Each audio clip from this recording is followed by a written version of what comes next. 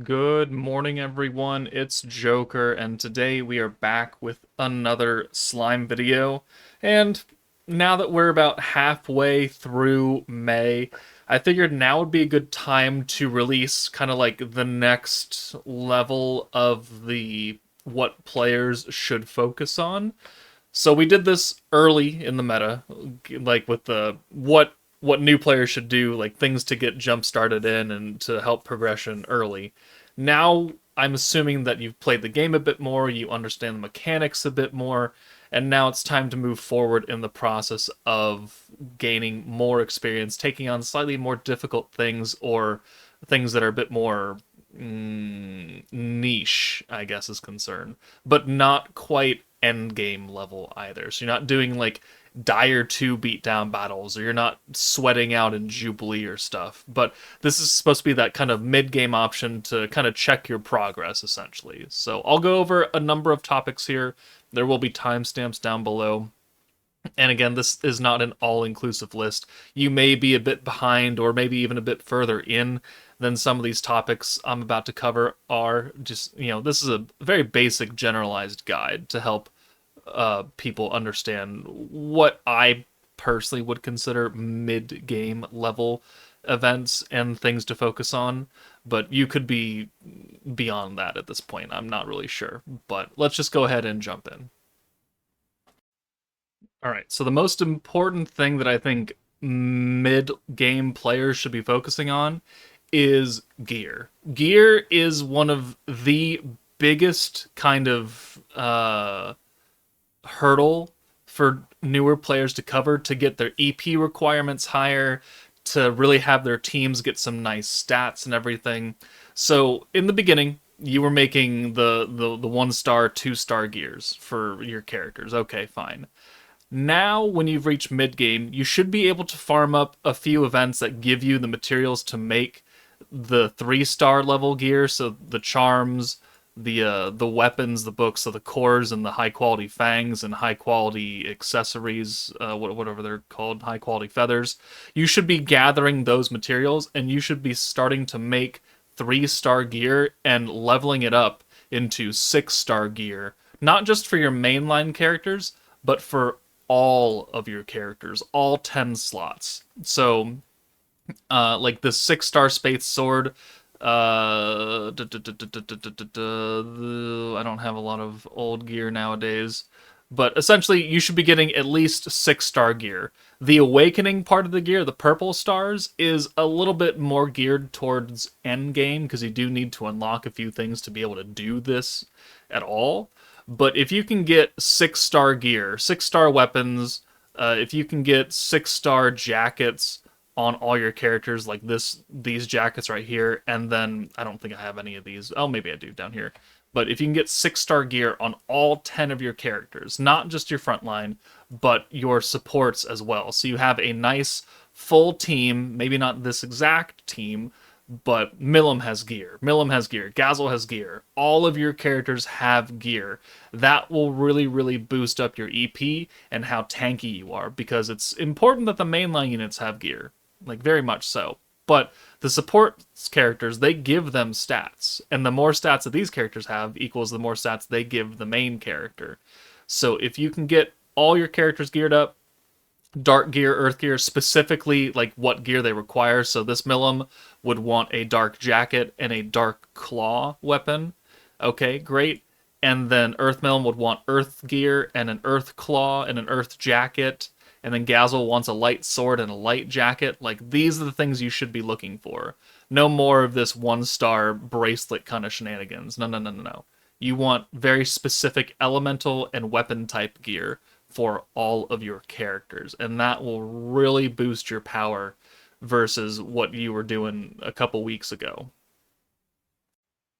The next thing would be completing the Central Tempest area, unlocking the Riverfront, but more importantly, unlocking the Kingdom of Ingrassia. You do that through population requirements, through story quests, and by doing a certain number of events. But getting the Kingdom of Ingrassia is huge for two different reasons. One, you get access to Valor Cup, which is kind of this game's version of a bot PvP area, you will take on other players' teams as they have set up, but it's not another player on the other end. It is just an AI who is operating that team. But this event can give you crystals, it gives you charms, and it gives you other tickets. The first time you rank up to every new rank, you get a lot of different rewards. So if we go up here, 5 crystals and a charm, a lot of crystals, more charms, you get summon tickets, gold tickets, 5-star tickets. This is the first rank increase right here. So you also get 5-star awakened gear, which maybe if you're having trouble grinding out or having just like the gold and other materials to do what I said earlier and get all characters up with that 6-star gear, you can kind of swap it in with this 5-star awakened gear, and it'll be a substitute until you can get that 6-star gear for them. But it gives you a lot of crystals, more charms, and all the way down at the bottom, once you hit master, you get a guaranteed EX ticket.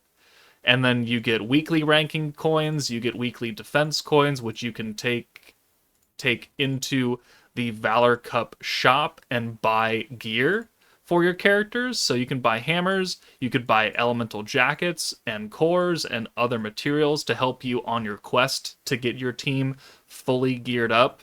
Valor Cup is very, very important, and it's a monthly thing. Like the weekly and seasonal rewards reset. The first time ones, they've reset once before, but it's not a very common occurrence. So once you clear that, once you get that EX ticket on hitting master difficulty for the first time, that'll be the only time you get that until we get an announcement that they're going to reset it again, which hasn't happened for quite a while. But Valor Cup, as in of itself, the rewards are good for just grinding things out. Like, I've got 13,000 coins. I mainly use this shop to buy potions because I don't need gear. I don't need charms. I don't need hammers. I just buy potions. So this is one of the ways I have so many fucking potions. People always ask that, is I put all of my Valor coins into potion buying. But Valor Cup, important for that, but also because of what I mentioned already, which is the charms. And charms are a huge factor into upgrading your team and how it operates. There are so many different types of charms in this game. Some of them are very good. Some of them are not so good. I'm not going to try and cover every single charm in this video. I have done a couple videos prior that cover charms in more of a detailed kind of fashion. But a lot of the good charms, like right now we're running the Blue Spirit Master team, right? So one of the good charms that I am running is the extra protection gauge on blue orbs. So an extra 20% protection gauge when you're already sending 6 blues, which gives you a lot of protection gauge, means that you can cycle the masked hero even faster, even more efficiently.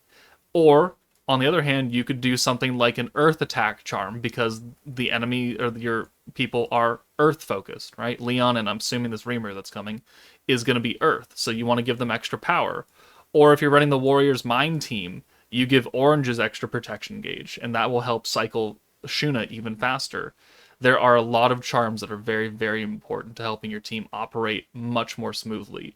So if you have other questions, like there's a heal charm here, but again, if you have other questions, please check out my other videos on charms and what I would consider the top tier versions of charms. That'll give you a much more in-depth, detailed guide to those. But just getting access and starting to gain charms and being able to level them up and make your team work better is huge. Now, in terms of events that are currently active, you know, the event, the Union Battle, the Corridor, these are all very easy things. Beatdown Battle, if you have the Spirit Master team, EX2 should be fairly okay for you. I would not really consider the Catalyst stages, Inferno and Dire. This is not mid-game level content. This is end-game content. This boss has 64 million HP. I don't know if mid-game players are doing 64 million, even if they have the entire meta as it is right now, Jean, Velzard, Hero, Leon. You're going to need some other characters to do 64 million. So I would consider this more endgame. But if you can clear EX2 of the beatdown battle, get the final dupe of Ritas, farm up this currency and everything, then that's a very good stepping stone for you. In terms of other events, like the training quests, you should have all completed these. A lot of the other quests that are limited or once per day, like they're fairly simple and easy to do. Conquest Calamity is leaving in 17 days. This is endgame content. Jubilee Blitz, I would consider, and Jubilee Catalyst, that'll be coming in about a week or so ish, give or take, will be mid to late game depending on how well you want to do. Haha, future Joker here, and Jubilee Catalyst is here, actually a week earlier than I thought it would. But I would consider Jubilee Catalyst mid to late game still, just like I said in the earlier segment of this video. But, it's something for you to at least try, because you're going to get rewards as long as you do the stages. You don't really have to place super duper well. Like, I haven't even done any of the boss battles. And in the group ranking, I'm rank 5, so I'm going to get 550 crystals. And this will change as more people do the event, but as long as you do the stages, like do the normal battles, do the boss battles, even if you don't have a super great, awesome team, just participate. And you can get some kind of halfway decent rewards that might actually give you crystals, because you could fall pretty far in the group ranking and still get crystals. So I would advise all players, whether you are new or mid-game, to do Jubilee Catalyst and get some kind of score and then call it a day. And then just move on with your day. You don't have to spend a whole bunch of time and hours upon hours min-maxing and redoing this, but at least attempt Jubilee to get decent rewards. But mid-game, you should be able to clear most of the newer story chapters. Maybe not all of them, but most of them, maybe up to chapter 25. Chapter 26, 27, 28 can be a bit challenging for players if they don't have very specific team builds, but you can just brute force your way through some of them in some cases. So I would work on getting up to probably chapter 24, 25 in Story Quest, doing all the training stages, doing all the limited time events in here that are not 60 million HP level, and then clearing out a lot of the event tabs. So Crucible, we know that Crucible is resetting at the end of the month, both the stages and the missions. So making sure you can burn through these fairly easy stages, get all these rewards, get all the missions done, very, very important. Conquest and Tempered Edge is where you probably have been gathering a lot of your gear materials. Tempered Edge, the hardest stage is either Carrion or Veldora, but they're still pretty big jokes to EX characters at this point. The only thing that I would consider not touching for now is Conquest Prime and Chamber of Memories. Chamber of Memories because it has very, very strict team building requirements. You have 4 different types of stages. The aspects is force limited, so you have to have very certain characters. The Chamber of Truth is no EX characters, so you have to use old 5 stars or old free-to-play units. The Chamber of Reminiscence, you can only use free-to-play units.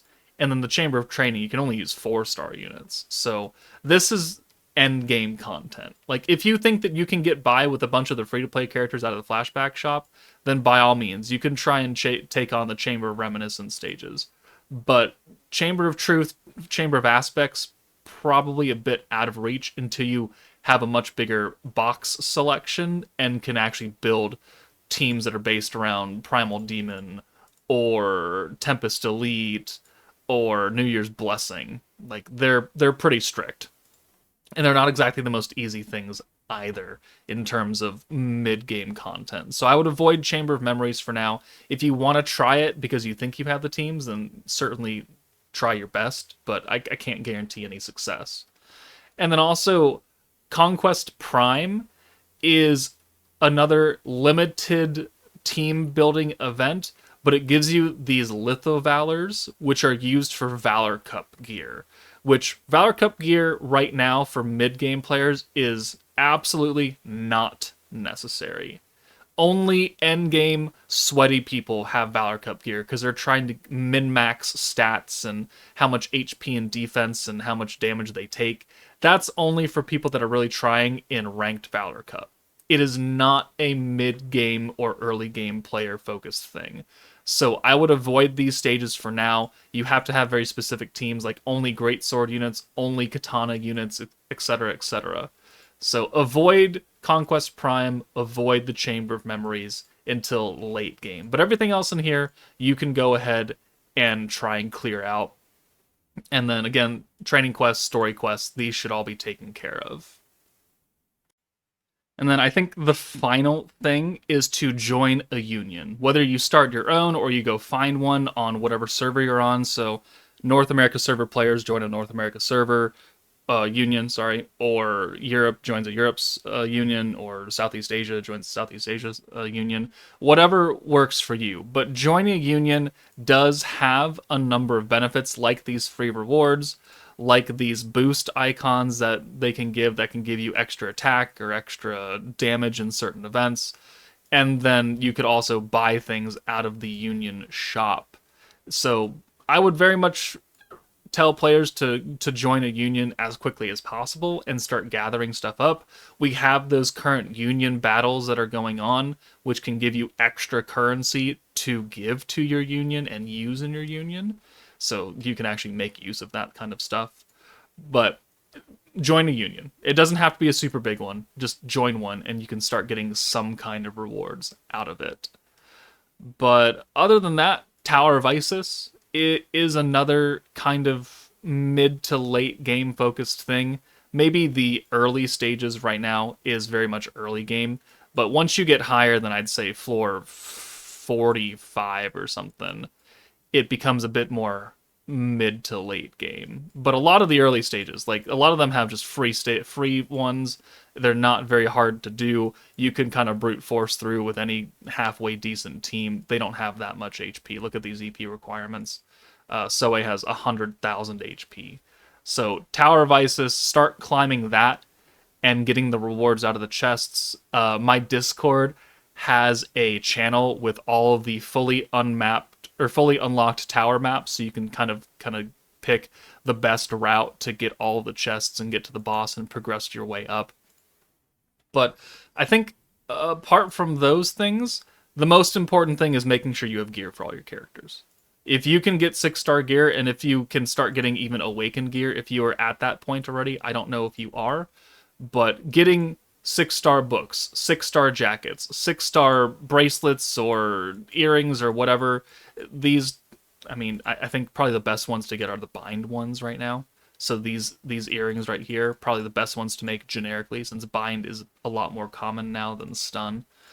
But making sure you can get 6-star pieces for all 10 of your characters is one of the most important things a mid-game player can do to help their team become much more tanky and to do more damage.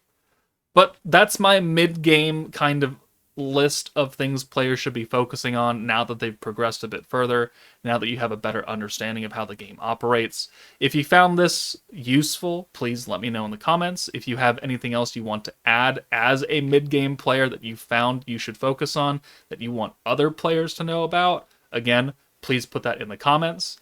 And we'll come back with kind of a late game video in maybe a week or two, and that'll cover pretty much the entire gamut of what players should be focusing on for the 3.5 anniversary. But that's it from me. Take it easy, and I'll see you all later.